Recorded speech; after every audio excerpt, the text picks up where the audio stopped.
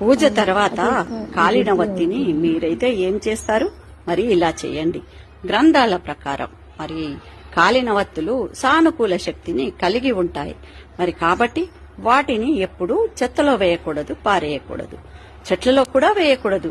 కాలిన వత్తులన్నిటినీ 10 రోజుల పాటు సేకరించి 11వ రోజు పెద్ద దీపంలో కర్పూరం మరియు 4 లవంగాలు వేసి మరి అన్నిటినీ వత్తులను కాల్చండి.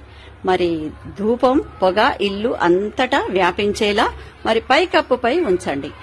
మరియు మరుసటి రోజు దాని బూడిదలో కొంత భాగాన్ని ఒక పెట్టెలో ఉంచండి. మరి మీరు ఏదైనా ముఖ్యమైన పనికి వెళ్ళినప్పుడు మరి బొట్టులా పెట్టుకోవచ్చు. మరి పిల్లలపై చెడు దృష్టిని నివారించడానికి కొంచెం బూడిదను 7 సార్లు తిప్పి చెట్టు దగ్గర వేసేయండి.